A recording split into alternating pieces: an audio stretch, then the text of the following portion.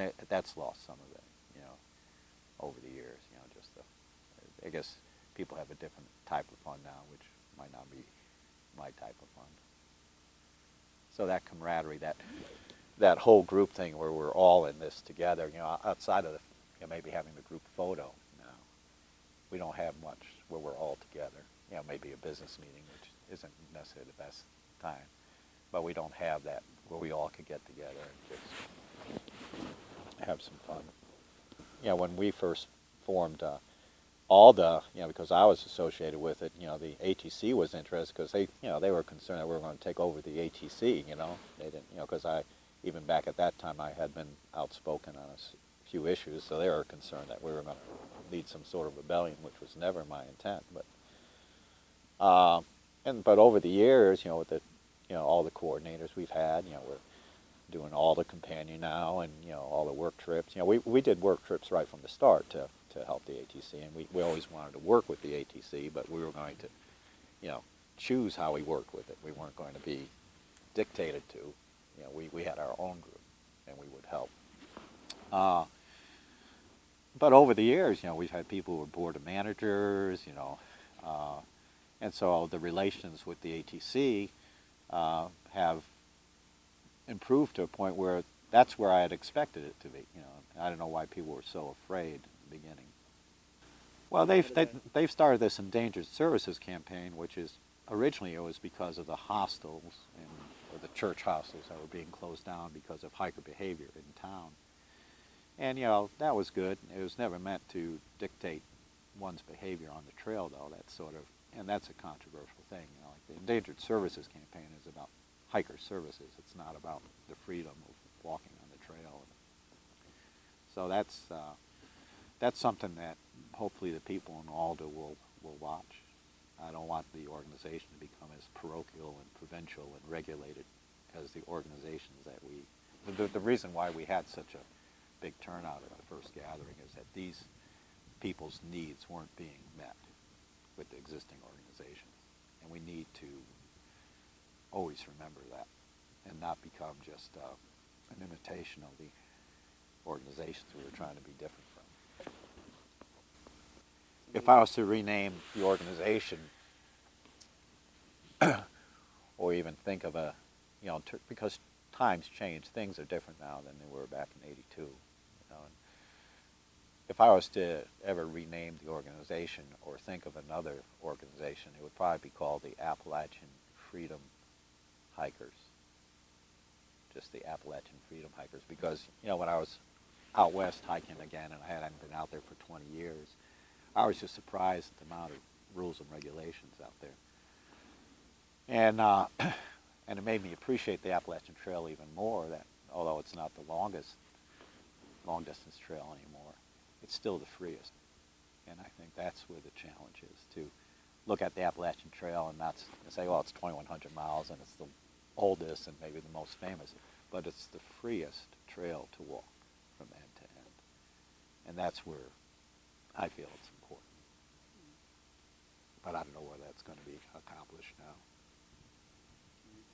So there may have to be another, you know, group formed just called Appalachian Freedom Hikers, and just like, you know, West Virginia Mountaineers are always free. I always like that.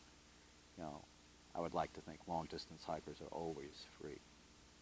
And what does that entail? Well, I think that the beauty of the gathering is, you know, like it's low cost. You know, we fought. You know, we're the only organization that central committee, after much talking, you know, raising the dues from $5 to $6. You know, I mean, we fought over a steering committee about raising the dues $1. This is after about 7 years, 8 years, because, you know, postage going up. And when we brought it to the general membership overruled us and pushed it up to $7. And that tells you right there what type of organization it was. And hopefully it'll always remain that type of organization, that we'll never have this central office, you know, full-time pay. This is a folk thing. This is volunteer. We're going to keep, hopefully it will be kept that way, because there's something happens when the money starts to pass. Whether it will be able to survive that, I'm not sure. But to resist all the negative things about being really organized, and to take all the strengths of being organized without the things that trap you. And long distance hiking is like that. You need some structure to do this video, but you're doing it on your terms. You know? It's not being sponsored by some corporation. So that's the important thing. And you know, we showed that it could be done for 23, 24 years. And what's nice is that, you know, I was the first coordinator for 5 years, and then, you know, the organization was growing, and, you know, my children were growing as well. And, you know, and my job was growing. And so I stepped down because I couldn't. There's somebody else. And Cindy Ross stepped right in. And then since then, we've had this just succession of coordinators that have done a remarkable job. You know, when you think that the change of leadership, you know, up to last, you know, with Stacy having a 4-year term, up to her, 2-year terms, all volunteers. And to see how well they've led this organization, put their own stamp on it, but still kept the central principles and honored them, I think is also remarkable. Whether that will continue, I don't know. I don't know.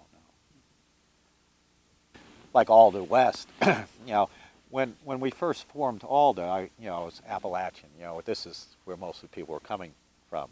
And you know, it's great to encourage people to do other trails. And when I met Ray Jardine coming down off Katahdin with his wife, you know, he was saying, you know, would it be nice to have something out west? I said, well, go ahead and start one, you know, because originally I thought ALDHA, you know, just like the AT was the model for long distance trails, you know, maybe the long trail was, but you know, the AT in terms of National Scenic Trail was the model, and other trails that we're planning would look to the AT model.